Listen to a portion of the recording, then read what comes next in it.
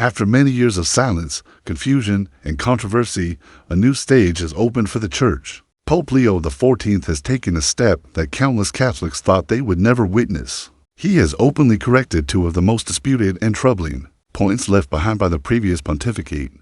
These are not small matters or side issues. They are wounds that for years divided parishes, confused priests, and created scandals that shook believers all over the world. The first concerns the controversy that has long been remembered as the Pachamama scandal. The second touches on the very core of the faith itself, the question of hell, salvation, and eternal destiny. For many Catholics, these two topics had become the clearest symbols of the lack of clarity that marked Pope Francis' time. For others, they stood as painful reminders that truth seemed hidden or uncertain. But now Leo XIV has broken the long silence and has spoken in a voice that looks back to the tradition of the Church, placing Christ once again at the very center. To see why these decisions are so significant, we have to return to the year 2019. It was October 4th, the feast of St. Francis of Assisi. On that day, a ceremony was held in the Vatican gardens, in front of cameras and visitors. Wooden statues of a pregnant woman with indigenous features were presented. The press quickly described them as cultural symbols of fertility connected with the peoples of the Amazon. But for millions of Catholics, the meaning was very different. These figures were recognized not as harmless art, but as Pachamama, the ancient Indian goddess of earth and fertility. Very soon, pictures and videos from the ceremony spread around the world.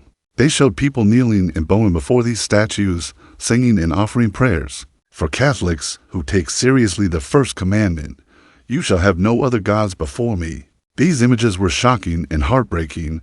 It was not folklore. It was not a harmless performance. For them, it was idolatry taking place in the very heart of the Vatican. The response was immediate. Some theologians rushed to defend the ceremony. They claimed it was simply enculturation, a way to welcome the traditions of the Amazon. They argued that these statues were not idols, but cultural expressions. They tried to say the Church was simply being respectful, opening doors and building bridges. But too many believers around the world, those words only deepened the wound. The gestures, the prayers, and the atmosphere of reverence looked exactly like worship of a pagan deity. And then came an act that stunned the whole world. A young Austrian, Alexander Chugel, upset by what he had seen, went into the church of Santa Maria in Traspontina, where the statues had been placed. He took them, carried them out, and threw them into the Tiber River. Overnight, his act became international news. To some, he was a defender of the faith. To others, he was reckless. The Vatican, clearly embarrassed, scrambled to respond. Pope Francis, on October 25th, gave a statement, but instead of defending the offended Catholics, he apologized to those who felt hurt by the removal of the statues. He called them symbols of life, but those words solved nothing. They gave no explanation of what the statues truly meant. They did not answer the burning question: had worship of a pagan idol been permitted in the Vatican gardens? The apology only left more confusion, and millions of Catholics felt abandoned. Pachamama was no longer just a wooden carving. It had become a symbol of crisis, a painful mark of a church that no longer spoke with a clear voice. From that day forward, Pachamama became a word that divided believers. Some still said it was harmless. Others were convinced it was idolatry, and between the two extremes stood many who were simply lost, asking why Rome had never given a straight answer. The wound remained open for years. Each time the statues were mentioned, old pain returned. But now, years later, on August 19, 2025, Pope Leo XIV finally brought clarity. Through Cardinal Parolin, he sent a telegram to the Amazonian bishops meeting in Bogota. The words were simple, yet powerful. He wrote that nature is a gift from God to be cared for, but never a goddess to be adored. Creation must never be turned into a master. True enculturation, he said, is not about absorbing symbols that contradict revelation, but about purifying them in the light of the gospel. And then came the most decisive statement: no pagan idol has any place in Catholic worship. Christ alone is at the center. He is present in the Eucharist, the fresh and pure bread of life, the food from heaven. These words brought back the clarity that had been missing for so long. Although Pope Leo did not use the word Pachamama, it was impossible to miss the point. By condemning the deification of nature and rejecting idols, he indirectly closed the Pachamama chapter once and for all. He restored truth where there had been only ambiguity. Observers quickly noticed how carefully he had chosen his path by not naming the word itself. He avoided stirring up old bitterness or directly criticizing his predecessor, but by stating the principle with firmness, he left no room for misunderstanding. The message was clear: no idol belongs in the church.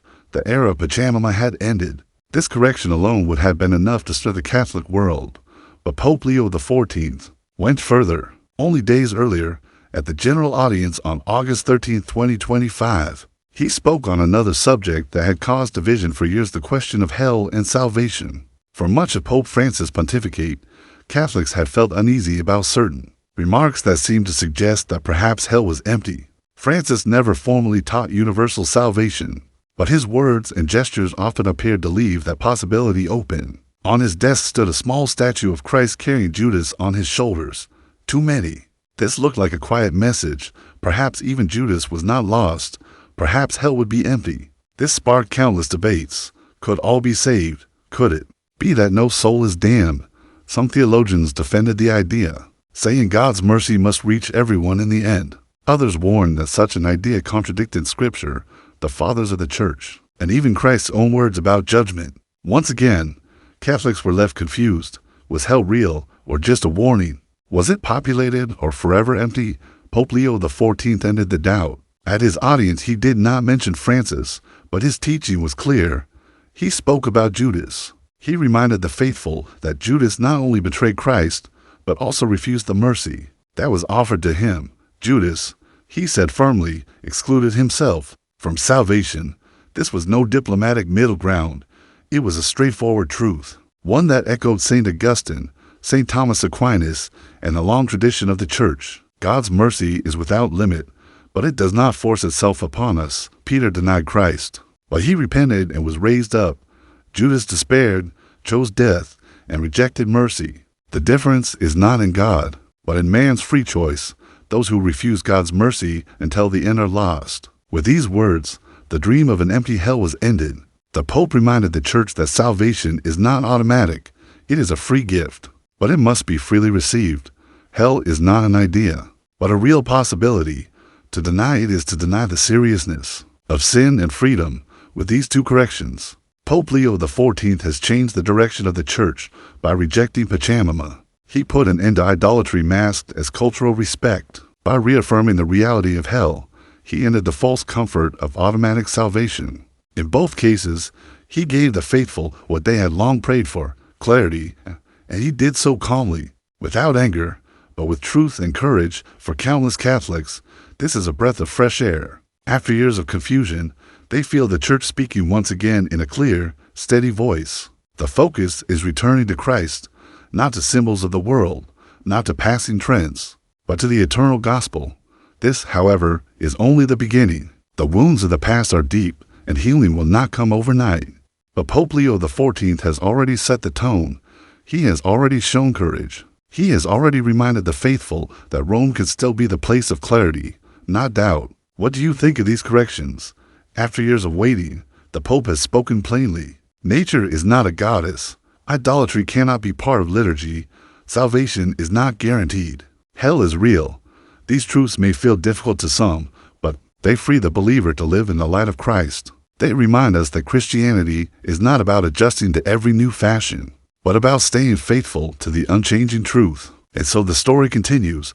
We do not yet know how the future will unfold. But one thing is sure, the silence has ended. Rome is speaking again. And for millions of believers across the world, this is the beginning of a new hope, a new clarity, and perhaps even a new chapter in the life of the Church.